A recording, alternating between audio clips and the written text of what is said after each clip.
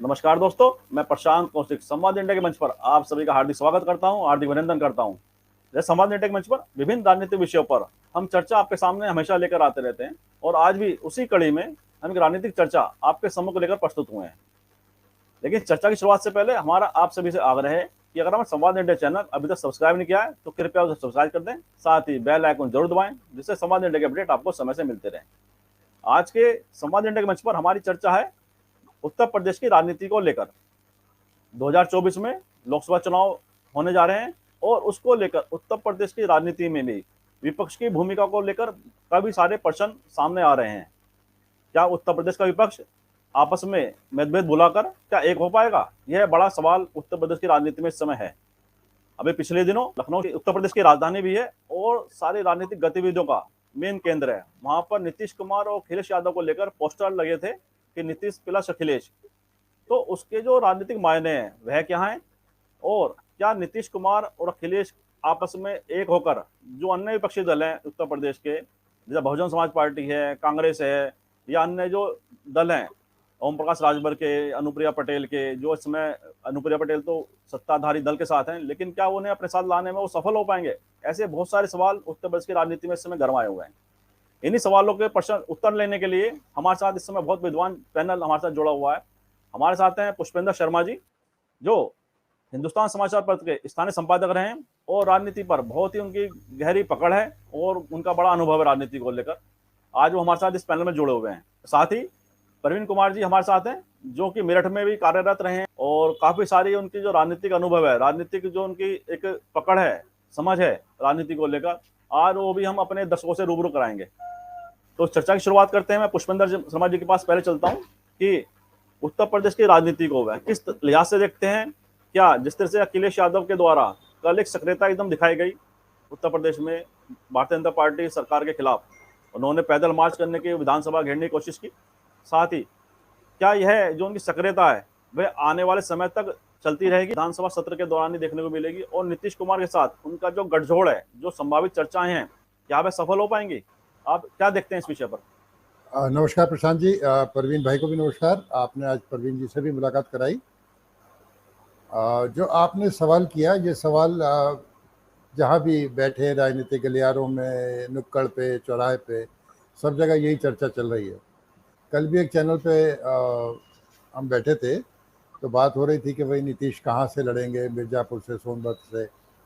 तो मैंने एक बात कही थी कि भाई बात तो करना ठीक है, लेकिन असलियत ये है कि सूत न कपास और जुलाहों में लट्ठम लट्ठा। तो अभी बातें सिर्फ हो ही रही हैं, पर धरातल पे वो सब कुछ उतरता हुआ नहीं दिखाई दे रहा। हाँ, जब से नीतीश ने भारतीय जनता पार्टी से गठबंधन तोड़ा और बिहार में नई सरकार बनी, तब से 2024 के लिए एक ज़मीन तैयार करने की कोशिश जरूर शुरू हो गई है और नीतीश ने उसमें पहल की। नीतीश कुमार ने सारे लोगों से मिले, वो उसमें भी पेच फंसा। भाई टीआरएस, ममता बनर्जी चाहती हैं कि कांग्रेस को उस गठबंधन में ना रखा जाए। अखिलेश भी इसी मत के हैं। हालांकि मेरा मानना यह है कि अंततः अखिलेश तो शायद इसके लिए राजी भी हो जाए कि शायद कांग्रेस को गठबंधन में रख लिया जाए, लेकिन ये एकता कैसे बनेगी, इसका स्वरूप क्या होगा और ये क्या तब तक उसी जोशो खरोश से सक्रिय रहेंगे जैसे अभी आपने सवाल भी किया कि अभी कल तो उन्होंने मार्च भी किया, सब कुछ किया, तो आगे सक्रिय होंगे। मुझे लगता है कि एक तरफ नीतीश का वो पाला बदलना, उधर कांग्रेस की भारत जोड़ो यात्रा और इधर अखिलेश का धीरे धीरे सक्रिय होना। एक थोड़ी डिफरेंट चीज़ हुई कि मायावती ने भी कल का जो प्रदर्शन था उसको लेके एक तरह से ऐसे लगा जैसे वो विपक्ष के साथ है। अखिलेश का नाम उसमें नहीं लिया, पर उन्होंने बीजेपी सरकार के लिए ये आलोचना की कि भाई प्रदर्शन का अधिकार सबको है तो सबको मिलना चाहिए। तो अगर बहुत पॉजिटिव हो जाता हूँ तो ऐसा लगता है कि शायद वो भी कहीं गठबंधन में आ जाएं। हालांकि जब गठबंधन में आएंगे तो बहुत सी लड़ाइयाँ होंगी, कितनी सीट किसे। वो कहती हैं मेरा वोटर तो शिफ्ट हो जाता है, तुम्हारा वोटर शिफ्ट नहीं होता, बहुत सी चीज़ें आएंगी। पर एक बात से कतई इनकार नहीं किया जा सकता कि नीतीश कुमार ने इस चिंगारी को हवा दे दी है और ये एक आग भड़का दी है कि विपक्षी एकता हो सकती है और भारतीय जनता पार्टी से मुकाबला किया जा सकता है, जिसे अपराजय सा माना जा रहा है। ये जो उन्होंने प्राणवायु ऑक्सीजन दी है, उससे विपक्ष में दम पड़ा और शायद उसी का नतीजा था कि जो कल सपा ने इतना जोरदार आंदोलन या प्रदर्शन वहां पर किया। आगे चलकर आप देखें तो इस समय गठबंधन का स्वरूप क्या है। अगर आज की तारीख में हम बात करें तो नीतीश के साथ सपा है, जेडीयू का अपना यहाँ पे कोई बहुत बड़ा संगठन नहीं है, उनके साथ वो पटेल कृष्णा वाला गुट भी सपा के साथ है। ओम प्रकाश राजभर जो सुहेल देव भाजपा के हैं, उन्होंने जो हरकतें की हैं या जिस तरह से उनका व्यवहार रहा है पहले थोड़े दिन पहले, उससे ऐसे लगता है कि वो शायद इस गठबंधन का हिस्सा अगली बार ना बने। और जिस तरह से बीजेपी ने उन्हें सुरक्षा गार्ड मुहैया कराए, सब कराए, उससे लगता है कि ओम प्रकाश राजभर शायद अभी मैं उसे विपक्ष में गिनूं या उसे भाजपा के साथ गिनूं, अभी कुछ कहना मुश्किल है, लेकिन अगर तोला जाए तो वो भाजपा की तरफ उनका झुकाव दिखाई देता है। पश्चिम में रालोद के साथ सपा का गठबंधन है, जो बावजूद छोटी मोटी बातों के इंटैक्ट है। तो पश्चिम में ये हो जाता है, उधर आपके साथ अपना दल कृष्णा वाला है और राजभर का पता नहीं है, पर सपा की अपनी ज़मीन है, सपा के पास मुस्लिम वोट है, यादव वोटों की मतलब जो बाहुल्य है यादव वोटों का, मतलब मैक्सिमम शेयर सपा के साथ है। टाइम के साथ उसमें सेंध लगी है, पर फिर भी उनके साथ है। अब अगर नीतीश आते हैं तो नीतीश क्योंकि खुद एक कुर्मी है, अगर कुर्मी वोटों में जो सेंध अभी भी लगी थी, हमने 2022 के विधानसभा चुनाव में देखा कि वो एक जगह नहीं पड़ा था। इसके लिए भारतीय जनता पार्टी ने रणनीति बनाई और केशव मौर्य को बहुत आगे किया। अनुप्रिया पटेल के साथ साथ पिछड़ों के लिए वो केशव मौर्य को बहुत आगे कर रहे हैं और उसे एक बड़े नेता के रूप में स्थापित कर रहे हैं। और बीजेपी में देखा जाए तो पिछड़ी जातियों के वो बड़े नेता के रूप में सामने आए भी हैं। लेकिन कुर्मी जाति में अगर स्वाभिमान जागता है अपना कि भाई कुर्मी आ रहे हैं और वो आगे चल के शायद देश के प्रधानमंत्री बन जाए और कुर्मी समाज सारा एक हो जाए, तो इस स्थिति में बदलाव आता मुझे दिखता है। अब कुर्मी जो बिरादरी है वो राजनीतिक रूप से कितनी सजग है, हालांकि प्रवीण जी भी इस पर आगे बात करेंगे, बताएंगे, लेकिन शायद 2017 में 34 के करीब सीट थी जिन पर कुर्मी विधायक थे, किसी भी दल से हो चाहे वो, अब उनकी बढ़ के संख्या 41 हो गई है और करीब 12-13 जिले ऐसे हैं जहां वो बहुत सी सीटों पर बहुत प्रभावी हैं, चाहे वो बनारस के आसपास चले, प्रयागराज चले, सोनभद्र, चंदौली, मिर्ज़ापुर, फूलपुर, ये सारे ऐसे इलाके हैं, यहाँ तक कि बरेली तक भी कुर्मियों का एक खासा प्रभाव है। तो अगर खाली कुर्मी वोट ही एक तरफा नीतीश के साथ या विपक्ष के साथ आ जाएंगे तो भी जो सिनेरियो है, जो परिदृश्य है, वो बदलेगा। जहाँ तक रही बात कि गठबंधन में कैसे, भाई देखो गांठें तो होती हैं प्रशांत जी, और लेकिन जब सत्ता करीब दिखाई देती है तो बहुत से मतभेद भुला के और कुछ अपने हकों को छोड़ के तालमेल करके आगे भी बढ़ता है गठबंधन। हमने देखा कि भाई रालोद और सपा में जैसा भी था, लेकिन बाद में उन्होंने जयंत को राज्यसभा भेज ही दिया, तो समझौते सब करते हैं। अगर सब लोगों को लगेगा कि भाई बीजेपी एक बहुत बड़ा खतरा है और ये अपराजित सी बनती जा रही है, तो थोड़ी थोड़ी कुर्बानी अगर सब लोग देंगे तो विपक्ष इकट्ठा रहेगा। जीतेगा हारेगा कौन वो अलग बात है, पर मुझे लगता है कि विपक्ष के पास इसके अलावा कोई चारा नहीं है कि वो एक साथ होकर चुनाव लड़े। And over to Praveen ji and you. बिल्कुल सही कहा आपने कि विपक्ष के पास कोई चारा भी नहीं है कि, और अगर वो अपनी अपनी ढपली बजाते रहे तो निश्चित रूप से विपक्ष के हाथ में कुछ आने वाला नहीं है, इसमें कोई दो राय नहीं है, जो वर्तमान राजनीतिक परिस्थितियां हैं। इसी कड़ी में प्रवीण जी के पास जाता हूँ कि क्योंकि बिहार की राजनीति को भी समझते हैं और उत्तर प्रदेश की राजनीति को काफ़ी अच्छी तरह से समझते हैं। तो जैसे कि पुष्पेंद्र जी ने कहा कि अगर ये नीतीश कुमार प्रधानमंत्री पद के दावेदार विपक्ष की तरफ से हो जाते हैं, सर्वमान्य नेता के तौर पर विपक्ष उन्हें मानने लेता है, तो ऐसे में जो कुर्मी वोट का झुकाव, क्या वो नीतीश कुमार की तरफ हो सकता है, विपक्ष की तरफ हो सकता है? और जैसे कुर्मी राजनीति का उत्तर प्रदेश की राजनीति में भी एक प्रभाव देखने में आ रहा है पिछले काफी समय से, जिस तरह से इलाहाबाद और अन्य क्षेत्रों में, बनारस के आसपास कि जिससे कुर्मी विधायकों की संख्या बढ़ी है और कुर्मी राजनीति का प्रभाव बढ़ा है, उसकी मद्देनजर अनुप्रिया पटेल को केंद्र सरकार में पूरी अच्छी भूमिका दी हुई है। इधर कृष्णा पटेल का गठबंधन जो है अखिलेश यादव के साथ में, तो क्या कुर्मी राजनीति बड़े स्तर पर प्रभावित हो सकती है? आप क्या समझते हैं इस बारे में प्रवीण जी? नहीं, देखिए, कुर्मी राजनीति की जहां तक बात है तो वो मुझे लगता है कि ओबीसी का एक पार्ट है। अब कुर्मी राजनीति का परसेंटेज कितना है बिहार में देख लीजिए, बिहार में भी बहुत कम है। और मुझे बार बार ये याद आता है, नीतीश कुमार एक जुमला लंबे समय से कहते हैं, काठ की हांडी बार बार नहीं चढ़ती है। तो ये 2019 में एक मौका नीतीश कुमार को मिला था। 2015 के चुनाव में जब जीते थे महागठबंधन में, तो उनके पास एक मौका था कि वो विपक्ष के एक मजबूत उम्मीदवार बने, लेकिन उस समय वो राजद से गठबंधन तोड़ के, महागठबंधन तोड़ के बीजेपी के साथ चले गए। तो उनकी जो विश्वसनीयता थी ना, वो वहीं खत्म हो गई। दूसरी बात है कि बीजेपी के साथ जाके भी जो वहां आपने जो सरकार बनाई, उसमें आपने कोई मॉडल नहीं दिया बिहार को। एक सुशासन बाबू जो कहा जाता है, वो सुशासन बाबू सब जानते हैं, पुष्पन जी भी जानते होंगे, आप भी प्रशांत जी जानते होंगे कि बिहार में क्या चल रहा है।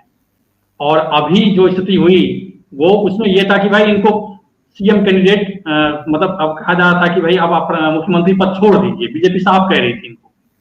तो इन्होंने देखा कि भाई जल्दबाजी में अगर इधर से नहीं भागे तो फिर यहां भी गया और उधर तो चला ही जाएगा।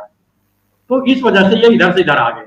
तो ये जो पलटू राम वाली जो एक इमेज है उनकी ना, तो इस वजह से वो बहुत प्रभावित हो रही है उनकी राजनीति। तो ये खड़े तो जरूर हो रहे हैं विपक्ष के उम्मीदवार के तौर पे, लेकिन विपक्ष का जो कुनबा है वो कुनबा भी इकट्ठा नहीं है।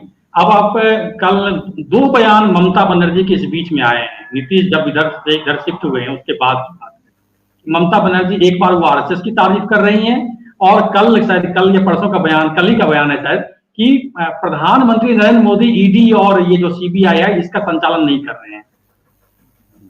ये दोनों बयान कहीं न कहीं कुछ उनको संकेत दे रहा है कि भाई पीएम मोदी, नरेंद्र मोदी मैनेज कर रहे हैं ममता बनर्जी को, चुनाव आते आते कुछ न कुछ चीजें खिचड़ी पकेगी। तो ये कुर्मी वोट तो खैर आप जो कह रहे हैं, कुर्मी वोट तो बहुत कम परसेंटेज है, उसका कोई ऐसा अस्तित्व नहीं है कि वो नीतीश कुमार को प्रधानमंत्री बना दें। तो कुल मिला कहानी ये है कि अगर विपक्ष में ही अगर एकजुटता नहीं, ममता अगर एक साथ इस विपक्ष में के खेमे में नहीं आती हैं, ये लोग कांग्रेस की बात ही नहीं कर रहे हैं, लेफ्ट की बात ही नहीं कर रहे हैं, बिना कांग्रेस और लेफ्ट के क्या ये एक विपक्ष खड़ा कर सकते हैं? क्या नहीं कर सकते हैं? जबकि इस बीच में पद यात्रा चल रही है राहुल गांधी की। भाई कुछ भी हो, राहुल गांधी की पद यात्रा में ग्राफ प्लस भी होगा ना। अब होने के लिए तो राहुल के पास या कांग्रेस के पास कुछ है नहीं, अब तो जो भी होगा प्लस होगा। तो आप उसके जो उसकी शक्ति है, कांग्रेस की शक्ति है, उसको आप कैसे इग्नोर कर देंगे? भाई ओवरऑल राष्ट्रीय पार्टी है ना। आप सब तो सपा हो, चाहे जेडीयू हो, चाहे ममता हो, चाहे केसीआर हो, चाहे जगन रेड्डी, सब तो छत्रप हैं, अपने अपने स्टेट में हैं। अब जब आप यूपी की बात कर रहे हैं, यूपी में ढूंढा जा रहा है, हम लोग तलाश कर रहे हैं कि भाई नीतीश की कितनी क्रेडिबिलिटी यहाँ है, कुर्मी वोट कितने हैं, हम लोग तलाश कर रहे हैं। तो इसका मतलब यूपी में उनका कोई अस्तित्व नहीं है, बनाना है, जोड़ेंगे तंगड़ेंगे तब जाके कुछ चीजें होंगी। और विपक्ष की जो बात है, विपक्ष में बहुत समय बहुत कम है, चुनाव में समय बहुत कम है, 1 साल का समय बहुत ज्यादा लंबा समय नहीं होता। और अभी तैयारी मतलब विपक्षी एकता शुरू कर रहे हैं हम लोग। तो अब एक एकता शुरू कर रहे हैं तो वो उसमें, और बीजेपी ऑलरेडी उसमें लगी हुई है 2 साल से, तो दोनों में फर्क होता है। अभी सोनिया गांधी से मिलेंगे नीतीश कुमार, पता नहीं क्या होगी बात, नहीं होगी बात। तो ये सारी चीजों को समझते हुए मुझे लगता नहीं है कि 2024 में बहुत कॉम्पिटेंट होंगे विपक्ष के मतलब मजबूत उस पर दावेदारी कर सकते हैं। आपने बड़े विस्तार से बताया कि नीतीश कुमार का जो आधार है वो ऐसा प्रभावशाली नहीं है कि वो अकेले दम पे उन्हें कुछ राजनीतिक ताकत ज्यादा बढ़ा दे उनकी। लेकिन जिस तरह से अखिलेश यादव की जो राजनीतिक सक्रियता यूपी में बढ़ी है, और जिस तरह से वह नीतीश कुमार को प्रति एक सॉफ्टवेयर दिखाई देते हैं, और एक गठबंधन की संभावना भी लग रही है नीतीश कुमार और अखिलेश यादव के मध्य, तो इसमें जैसे आपने कहा कि कांग्रेस के बिना तो कोई गठबंधन का स्वरूप मानना ही मतलब औचित्य नहीं है कोई राजनीति के हिसाब से, कि कांग्रेस और लेफ्ट की भूमिका राजनीति में चाहे दोनों सत्ता में कहीं भी नहीं है, मजबूत दिखाई देते हैं, लेकिन उसके पश्चात भी उनकी भूमिका एक बड़े स्तर पर राष्ट्रीय राजनीति में है। तो मैं पुष्पेंद्र जी से इसी सवाल को मैं पूछता हूँ कि जो कांग्रेस के बिना गठबंधन का मिनट। स्वरूप तो जैसे कहा जाता है कि बनना संभव ही नहीं है, लेकिन जिस तरह से ममता बनर्जी का जो बयान प्रवीण जी ने कहा, वास्तव में उस बयान के काफी सारे राजनीतिक मायने हैं। सब अपने अपने हिसाब से उसका आकलन भी कर रहे हैं कि क्या वह कहीं ना कहीं प्रधानमंत्री मोदी के प्रति और कहीं सॉफ्ट तो नहीं हो रही हैं, कुछ उनके संबंधों में जो खटास थी वह दूरियां तो खत्म नहीं हो रही हैं। लेकिन इन सब उसके पश्चात भी पश्चिम बंगाल हो या दूसरे विपक्षी दलों के जो राज्य हैं, बिहार है या आंध्र प्रदेश है, तेलंगाना है, उड़ीसा है, तो ऐसे अन्य बहुत सारे प्रदेश हैं जहाँ बीजेपी का सीधा मुकाबला विपक्षी दलों से है। तो ऐसे में उत्तर प्रदेश की बड़ी भूमिका है, 80 लोकसभा सीट आती हैं उत्तर प्रदेश के अंदर। और अगर जिस तरह से विधानसभा चुनाव में अखिलेश यादव ने भी अपने वोट में भी इजाफा किया, सीटों में भी इजाफा किया, क्या वह लोकसभा चुनाव तक अपनी उस भूमिका को बना के रख पाएंगे और नीतीश कुमार के साथ से या कुछ अपनी जनाधार में कुछ वृद्धि कर पाएंगे वो? मतलब क्या संभावनाएं आप देख रहे हैं इस विषय पे? प्रशांत जी, तो प्रवीण जी ने नीतीश जी के व्यक्तित्व का खाका खींचा, है ना, कि वो कितने विश्वसनीय हैं और कितने लोकप्रिय नेता हैं। और मैं प्रवीण जी से सहमत हूँ, बिल्कुल ऐसा ही है। हालांकि जहाँ तक कुर्मी वोटों की बात मैं कर रहा था, वो मैं ये जताने की कोशिश कर रहा था कि ओबीसी में भी उनका हिस्सा बहुत बड़ा नहीं है, बामुश्किल शायद 7.5 या 8% होंगे, जबकि यादव ओबीसी का एक बहुत बड़ा हिस्सा है और 17% के करीब उनका वोट शेयर है। लेकिन कुर्मी बिरादरी पॉलिटिकली कितनी अवेयर है या कितनी एक है, वो मैं उस एग्जाम्पल से बता रहा था कि उनके विधायकों की संख्या लगातार बढ़ी है। और मैंने कुर्मी से आशय मेरा ये था कि उनके पास अपना कोई जनाधार है नहीं। अगर कुर्मी सारे आ जाए तो मैंने ये नहीं कहा कि बीजेपी हार जाएगी, पर बीजेपी मुश्किल में आएगी। और अगर विपक्ष एक होता है इन सब राज्यों में या सब जगह, तो इसमें कहीं कोई शक नहीं है कि बीजेपी को थोड़ी तैयारी ज़्यादा करनी पड़ेगी, चुनौती ज़्यादा होगी। लेकिन हमें एक बात नहीं भूलनी चाहिए कि ये विधानसभा का चुनाव नहीं है, केंद्र का चुनाव है, और इसमें सीधे मोदी का चेहरा वोटर के सामने आता है। तो वो बिरादरियों से ऊपर उठकर और अपने दलगत से भी ऊपर उठकर, इंटरेस्ट से भी कई बार मोदी जी के लिए वोट किया है लोगों ने। 2014 में भी किया है, 2019 में भी किया है, और आज की तारीख में भी अगर देखें तो उनके प्रशंसक आपको हर एक वर्ग में, हर एक जाति, हर एक बिरादरी में मिल जाएंगे। जो मुस्लिम हैं, जो जिनकी वोट बीजेपी मांगती ही नहीं, वहाँ पर भी बहुत से बूथों पर हमने देखा कि पिछले चुनाव में भी लोकसभा के कि मोदी जी के पक्ष में वोट निकले। वो भले ही उनकी संख्या कम थी, पर उसमें भी निकले। और 2022 में यहाँ विधानसभा चुनाव में हमने देखा कि दलित वोट जो मतलब बीएसपी का, मायावती का कोर वोटर माना जाता है, उसके जो बाहुल्य इलाके थे या जहाँ पर उनके बूथ थे, वहाँ पर भी भाजपा के पक्ष में वोट दिखे। यानी कि सबका मानना है कि जो कोर वोटर यानी जाटव वोटर है, उसमें भी सेंध लगी। तो जो मोदी जी के लिए प्रेम है और वो किसी करिश्मे से कम नहीं है, उसके लिए जैसे अभी प्रवीण भी कह रहे थे कि समय जो है कम है। ऐसी कल कई चर्चा हो रही थी कि साहब वो निश्चित लड़ेंगे यहाँ से वहाँ से। तो मैंने कहा भैया, ये तो समय बहुत कम है निश्चित जी के लिए भी।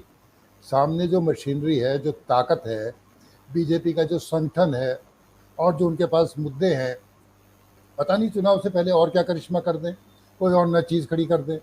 लाभार्थी वोट बैंक बनाया, पहले उज्ज्वला बनाया। तो एक चीज़ नहीं है प्रशांत जी, चाहे अलग अलग राज्यों को देखें या फिर हम जब मोदी आते हैं तो केंद्र के हिसाब से देखते हैं। देखो, जब नोटबंदी हुई तो सबको लगा बड़े अलोकप्रिय हो जाएंगे, बड़ी दिक्कत हो जाएगी। असर क्या हुआ? कुछ नहीं। किसान आंदोलन था, सब लोगों ने सोचा साहब बिल्कुल सुपड़ा साफ हो जाएगा, थोड़ा बहुत नुकसान हुआ, पर जितना आकलन सब विश्लेषक कर रहे थे वैसा नुकसान नहीं हुआ। तो गठबंधन होगा तो इनकी हाजिरी लगेगी। अगर आज की तारीख में चुनाव होने लगे और ये गठबंधन एक साथ लड़े तो कम से कम कहीं उपस्थिति तो दिखा पाएंगे, अन्यथा तो लगभग सुपड़ा सा साफ है ना प्रशांत जी। तो ये सभी राज्यों का हाल है। दक्षिण के राज्यों में भी देखो, वो अपनी पैठ बना रहे हैं।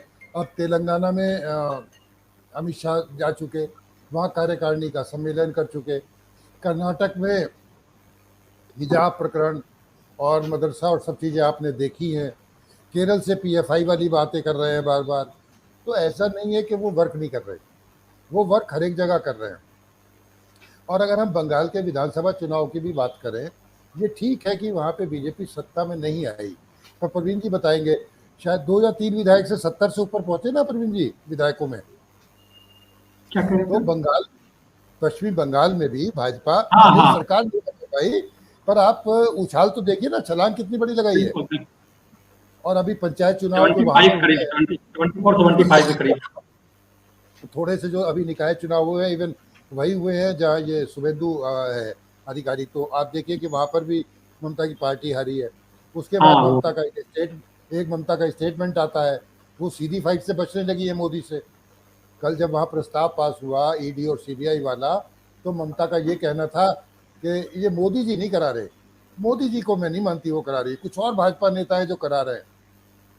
अब आप देखिए कि मोदी के सामने जाना तो आपको कितनी मेहनत, कितनी तैयारी करनी पड़ेगी और कितने काम करने पड़ेंगे, कि कैसे सांगठनिक ढांचा खड़ा करना पड़ेगा। तो बहुत सारे अपने इंटरेस्ट पे रहेंगे तो गठबंधन भी नहीं होगा, आगे कुछ नहीं होगा। और अगर गठबंधन नहीं होगा तो आज की तारीख में तो कोई भी कह सकता है कि मैदान साफ है।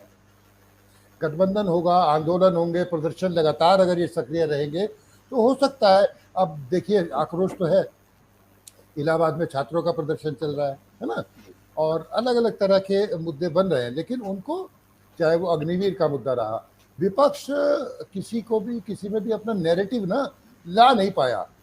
कोई एक विचार ऐसा नहीं था कि भाई पूरा देश या कोई युवा या कोई वर्ग एक साथ जुड़ जाए, तो वो उसको उस ऑर्गेनाइज तरीके से कर नहीं पाते हैं। और बीजेपी जो भी काम करती है उसकी प्रोपेगेंडा मशीनरी कहिए, सोशल मीडिया कहिए, और टॉप से लेके बॉटम तक, जैसे मैंने पहले भी कहा प्रशांत जी, एक ही वाक्य बोलेगा भाजपा का वर्कर, ये नहीं कि अलग अलग बोले, जबकि और पार्टियों में कोई और कुछ कहता है, वो कुछ और कह देता है, तो उससे उनका नैरेटिव ही सेट नहीं होता। बीजेपी में तो अगर ऊपर वाले ने कोई बात कही है, नीचे का संघ का कार्यकर्ता हो, आपका पन्ना प्रमुख हो, वो भी वही बात बोलेगा। तो ये सारी चीज़ें बीजेपी को बहुत ज़्यादा ताकतवर बनाती हैं, और उसकी ताकत का मुकाबला करने के लिए बहुत सारी मेहनत, सांगठनिक ढांचे की तैयारी, अपने सेल्फ इंटरेस्ट को छोड़ के एक गठबंधन में आना, तब जाके इन्हें जमीन मिलेगी खड़े होने के लिए। जीतना और हार तो बहुत दूर की बात है। तो वो बस उस नजरिए से मैं कह रहा था, ये मेरा कहना। बहुत विस्तृत आपने बताया, और आपने दो बड़ी महत्वपूर्ण बात बताई। एक तो नैरेटिव सेट करना, और जिस तरह से बीजेपी नैरेटिव सेट कर लेती है किसी भी विषय को लेकर, तो ये उसमें विपक्ष को बहुत पीछे दिखाई देता है। साथ ही जो सक्रियता है भारतीय जनता पार्टी की और उनके संगठनों की, मतलब 24 घंटे लगातार वो सक्रिय रहते हैं, और ऐसे में विपक्ष के जो दल हैं उतनी सक्रियता उनकी दिखाई नहीं देती है। तो ऐसे जो दो महत्वपूर्ण विषय हैं ये, तो उसी मैं परवीन जी से पूछता हूँ, जिस तरह नैरेटिव सेट करने में बीजेपी बहुत आगे दिखाई देती है विपक्षी दलों के मुकाबले में, तो ऐसे विपक्षी दल जो एकता की बात हो रही है, क्या वो नैरेटिव ऐसा गढ़ पाएंगे कि वो सब लोग एक होने के बावजूद भी जो बीजेपी के द्वारा नैरेटिव सेट किए जाते हैं राजनीति के अंदर, जैसे भी हाल ही में जब प्रधानमंत्री जी का जन्मदिन था, तो उसमें चीता की जो नैरेटिव था पूरे दिन वही मुख्यधारा की मीडिया में चलता रहा। इसके अलावा जो दूसरे अन्य मुद्दे थे जो दूसरी पार्टियों ने कोशिश करी उस दिन उठाने की, बेरोजगारी दिवस मनाने की या दूसरे अन्य तरीके से उस चीज़ों को सामने लाने की, लेकिन उसके बावजूद भी चीता का जो नैरेटिव था वो ज़्यादा सेट दिखाई दिया हमें अन्य मुद्दों के मुकाबले में। तो इसको आप किस नज़र से देखते हैं, किस दृष्टिकोण से देखते हैं परवीन जी? नहीं, देखिए, ये जो चीता वाला कहानी है या जो भी जो मीडिया प्रोपेगेंडा वाला जो कहानी है, तो ये तो चूंकि सत्ता सेंटर में उनकी है और अधिकांश राज्यों में उनकी सत्ता है, तो मीडिया को तो हैंडल कर रहे हैं। वो मीडिया को तो जो कहेंगे वो वही मीडिया करेगा। वो चीते वाली कहानी तो इससे अलग है ना, क्योंकि मीडिया बिल्कुल वही करे जो वहां से आदेश होगा। एक आध दो छोड़ दीजिए, या यूट्यूब छोड़ दीजिए, कुछ लोग यूट्यूब पर अपना काम कर रहे हैं तो उनको छोड़ दीजिए। तो जो मेन स्ट्रीम मीडिया है, क्योंकि उसको चलाना है, उसको लंबे मोटे खर्चे हैं, तो वो तो नहीं होगा, वो सत्ता के खिलाफ चलेगी तो नहीं करेगी। लेकिन बाकी जो चीजें हैं, जैसा मैं आपको उदाहरण दे रहा हूँ कि मैं अभी हैदराबाद में हूँ, और एक दिन मैं सुबह लगभग 10 साढ़े 10 बजे मैं कुछ जो पार्टी के जो ऑफिस हैं, बीजेपी के हैं या कांग्रेस के हैं या यहाँ पर असदुद्दीन ओवैसी की पार्टी है, टीआरएस है, ये 4 पार्टियां हैं मुख्य, तो मैं उनके ऑफिस में गया ऐसे ही, मतलब विजिट करने के तौर पे, क्या क्या चल रहा है। कांग्रेस के ऑफिस में सन्नाटा पड़ रहा है, कोई ऑफिस में सुबह 10 बजे नहीं आ रहा है। उसके बाद मैं आधे घंटे के बाद बीजेपी के ऑफिस में गया, तो वहां देखा मैं कि एक नेता जो वहां पर प्रदेश के जनरल सेक्रेटरी के तौर पे हैं, वो वीडियो कॉन्फ्रेंसिंग बैठे हैं। मीटिंग कौन ले रहे हैं? तो बीएल संतोष ले रहे हैं। बीएल संतोष की अभी यूपी में थे, वहां से इनको शिफ्ट कर दिया गया, साउथ के जिम्मेदारी दी गई है। अब वो मीटिंग कर रहे हैं, पौन घंटा तक मीटिंग चलती रही, और उसमें वो 3 इवेंट को लेके, मोदी का जन्मदिन और दीनदयाल उपाध्याय का जन्मदिन, और फिर 2 अक्टूबर को गांधी जी और शास्त्री जी का, ये 4 इवेंट को लेके वो डिस्कस कर रहे हैं 7-8 साउथ के स्टेट कि भाई क्या करना है, कैसे करना है, आपको किस रूप में आगे बढ़ना है, ऐसा क्या करना है कि भाई लोग पसंद करें मुझे, राहुल की यात्रा पर नजर आप लोग रख रहे हैं कि नहीं रख रहे हैं, ये सारी बातों को डिस्कस कर रहे हैं। वो संयोग से कहिए कि मैं बैठ गया था वहां, सामने था, मुझे वो नहीं पहचानते थे, तो मैंने सब सुन लिया। तो ये इस तरह से वो सुबह 10 बजे एक्टिव हो जाते हैं।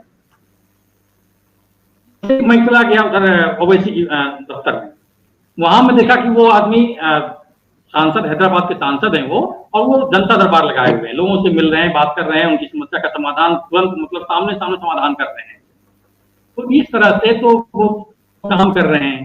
कांग्रेस इस रूप में काम नहीं कर पा रही है। यात्रा चल रही, ठीक है, यात्रा चल रही तो वो एक अलग चीजें हैं, लेकिन आप अपने दफ्तर में तो तैनात रहो।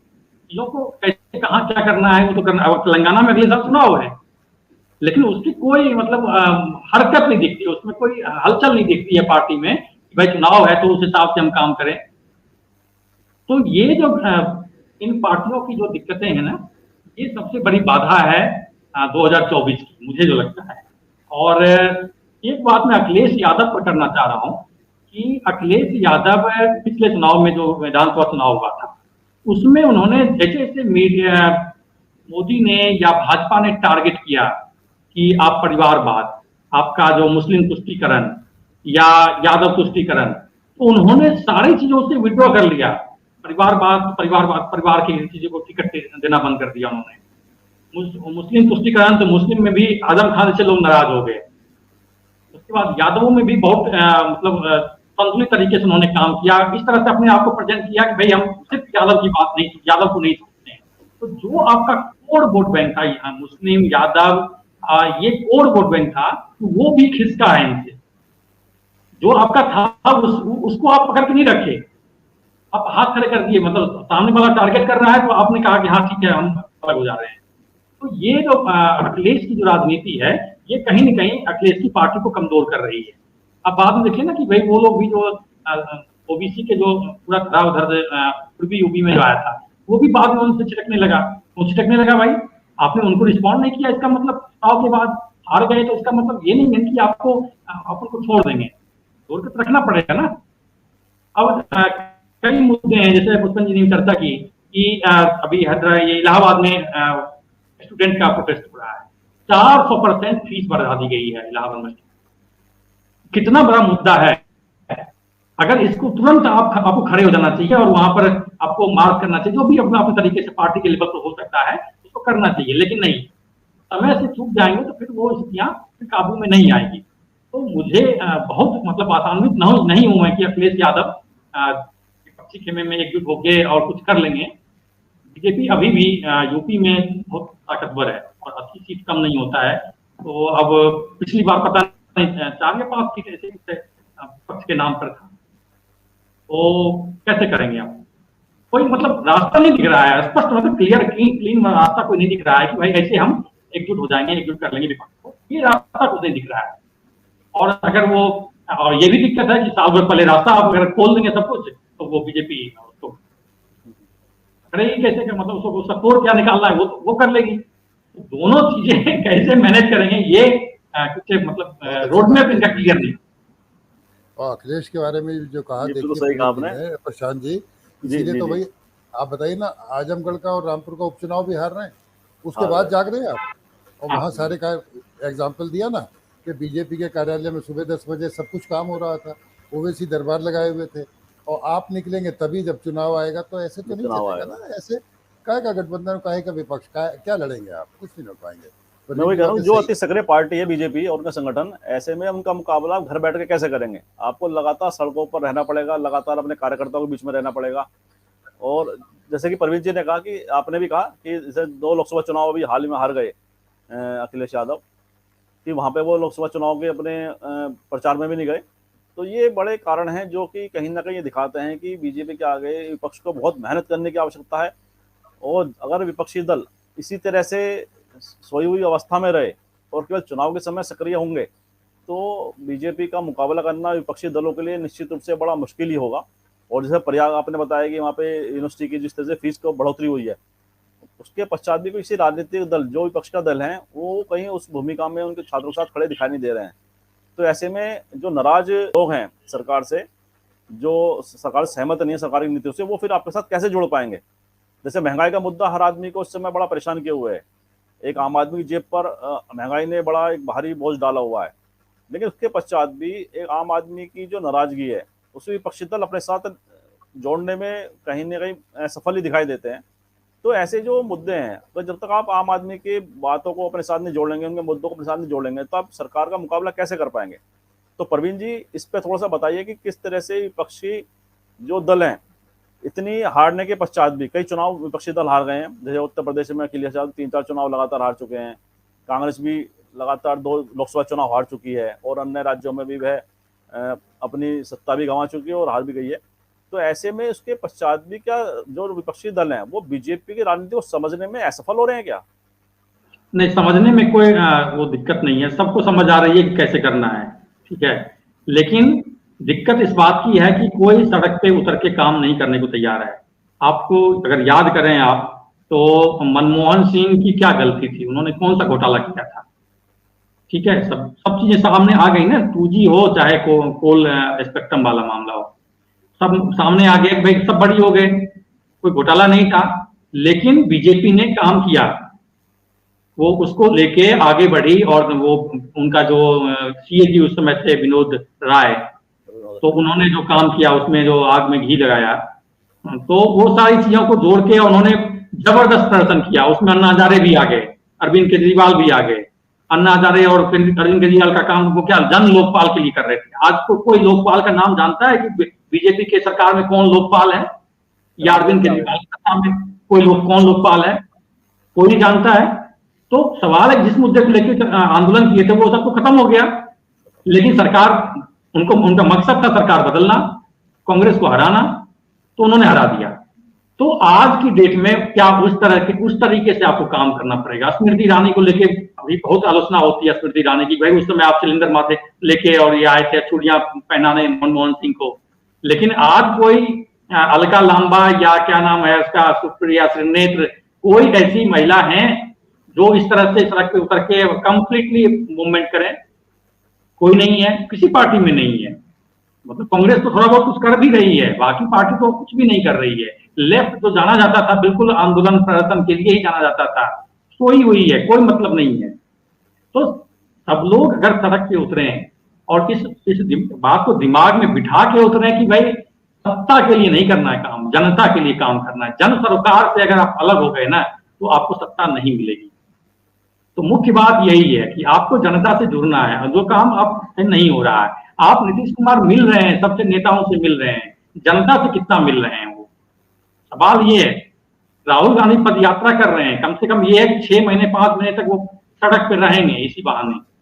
फिर हो सकता है कि वो यात्रा खत्म होगी तो एक दूसरी यात्रा शुरू करेंगे हिंदी पट्टी की, तो फिर 6 महीने और, तब तक इलेक्शन आ जाएगा, तो एक टेम्परामेंट बनेगा उसका। लेकिन बाकी पार्टियां और क्या कर रही हैं?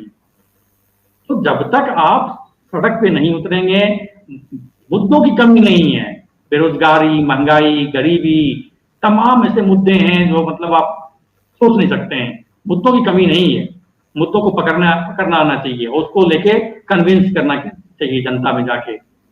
अब तो देखिए मुसलमान की बात हो रही है, ठीक है, मुस्लिम में बीजेपी की नजर मुस्लिम वोट पर भी है इस बार। पसमानदा मुसलमान जो कहते हैं कि जो गरीब मुसलमान होते हैं, ठीक है, अब उसमें लगभग मुसलमानों की जो आबादी है उसमें 85% तक पसमानदा है।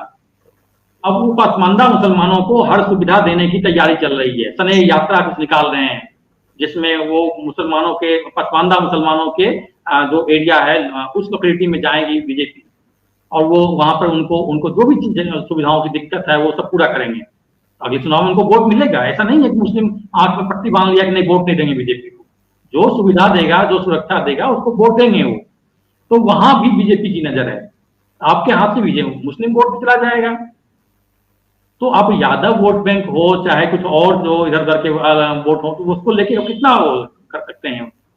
तो सवाल वही है कि जनता से जुड़े मुद्दों को लेके आप सड़क पे उतरिएगा, कंप्लीट आप उनके साथ मतलब उनके साथ संघर्ष करिएगा, तभी जाके आपको कुछ अस्तित्व मिलेगा, कुछ मतलब भाव मिलेगा। राहुल गांधी भी आ रहे हैं, राहुल गांधी को साथ करेंगे, आप कांग्रेस को साथ करेंगे, तो हो सकता है कि कुछ 2, 4, 5, 10 की इजाफा हो जाए, सीटों में इजाफा हो सकता है, लेकिन हराना मुश्किल है। जो बीजेपी की सत्ता है उसको, मोदी की सत्ता है उसको हराना मुश्किल है, क्योंकि इस बार तो कम से कम मोदी कैंडिडेट है ना, इस बार तो उनको नहीं बदला जाएगा। अगली बार हो सकता है कि भाई उम्र हो जाएगी, 72 साल के हो गए, तो हो सकता है कि अगली बार की भी, लेकिन इस बार तो कैंडिडेट रहेंगे, कोई विकल्प भी नहीं है, बीजेपी के पास कोई विकल्प भी नहीं है, माइनस मोदी 0 है। तो इसलिए विपक्ष को मतलब चुनावी सत्ता से दूर, मतलब चुनाव में कितना चीज आएगा नहीं आएगा उसको भूल जाए, हमको हटाना है, ये अगर तय करके जनता के बीच में जाए, तब जाके कुछ बात बन सकती है, कुछ टेम्परामेंट बनेगा धीरे धीरे, और वो अगले चुनाव में जाके या और ढेर सारे बीच में विधानसभा चुनाव होंगे तो उसमें उसका असर दिखेगा। नहीं प्रवीण जी, इसमें मैं एक सवाल आपसे पूछता हूँ कि जिस तरह से आपने बताया कि बीजेपी बढ़त पर दिखाई देती है, इसमें कोई दो राय नहीं है, और विपक्षी दल उतने मजबूत अभी नहीं है कि जो बीजेपी को बहुत सीधी खड़े होकर चुनौती दे सके। लेकिन जैसे बिहार में गठबंधन का स्वरूप बदला है, नीतीश कुमार, आरजेडी, कांग्रेस, मांझी और इस तरह के जो दल इकट्ठे हुए हैं, तो उससे जो बीजेपी की लोकसभा सीट थी बिहार में घटनी संभावित है, हर कोई मान रहा है कि बीजेपी की लोकसभा सीट घटेंगी बिहार के अंदर। उसी प्रकार महाराष्ट्र में जो जिस तरह से वहाँ भी राजनीति बदली है, और उद्धव ठाकरे जो गुट है शिवसेना वाला, उसके प्रति वहाँ शिवसैनिक जो उनके कार्यकर्ता है, जो उनका कैडर है, वहाँ पे सिंपैथी भी दिखाई दे रही है। जिस तरह से आदित्य ठाकरे की सभा में बड़ी भारी भीड़ उमड़ रही है, तो वहाँ भी इनकी सीट लगता है कि शायद कुछ कम हो। और इसी साथ जो अन्य प्रादेशिक जो दूसरे अन्य जो प्रदेश हैं जहाँ विपक्षी दलों की राजनीति ज़्यादा मायने हैं, बिहार हो गया और महाराष्ट्र हो गया, साथ में मध्य प्रदेश में भी लगता है कि कुछ ना कुछ सीटें, एक जो राजनीतिक विशेषज्ञ हैं वो बता रहे हैं कि बीजेपी को नुकसान हो सकता है राजनीतिक तौर पर। तो जो है ऐसे में हिंदी हार्टलैंड प्रदेश जहाँ बीजेपी को बहुत बढ़त मिली थी, जब वहाँ पे सीट कम होंगी बीजेपी की, तो उसकी पूर्ति वह कैसे करेगी, कैसे, क्या आप सोचते हैं, क्या नजरिया आपका इस बारे में? बिल्कुल, ये बीजेपी को भी अंदाजा इस बात का है कि नीतीश कुमार अगर फिर से बीजेपी के पाले में नहीं आए तो बिहार में तो सीटें कम होगी, अंदाजा है बीजेपी को। मध्य प्रदेश में भी स्थितियां अच्छी नहीं है, आप सही कह रहे हैं। महाराष्ट्र का मुझे अभी संदेह है, क्योंकि अभी क्या होता है नहीं होता है वो उनकी कहानी अभी एकनाथ शिंदे की। तो लेकिन इसको ध्यान में रखते हुए ही बीजेपी साउथ की तरफ अपना फोकस कर रही है। साउथ में कर्नाटका इनके पास है, ऑलरेडी है, ठीक है। ये केरला में लगातार प्रयास कर रहे हैं, लेकिन केरला में कुछ हासिल नहीं होने वाला है। लेकिन तमिलनाडु में कुछ हासिल करेंगे, तमिलनाडु में हासिल करेंगे। सबसे ज्यादा जोर इनका कहाँ है? तेलंगाना में। तेलंगाना में एकदम जीतोड़ प्रयास कर रहे हैं लगातार, और यहाँ कुछ वोट बैंक में इजाफा भी हुआ है इनका, पहले से काफी इजाफा हुआ है। तो इसीलिए 126 के आसपास सीटें हैं टोटल साउथ में। तो ये उधर की क्षतिपूर्ति जो है ये साउथ से करना चाहते हैं, हालांकि बहुत मुश्किल है साउथ में। इसीलिए राहुल गांधी भी जो यात्रा की है वो उधर कन्याकुमारी से इसीलिए उन्होंने शुरू किया, क्योंकि कांग्रेस का जो एक कह सकते हैं सिंपैथी होता है ना इंदिरा गांधी को लेके, नेहरू को लेके, यहाँ के लोगों में बहुत ज्यादा है।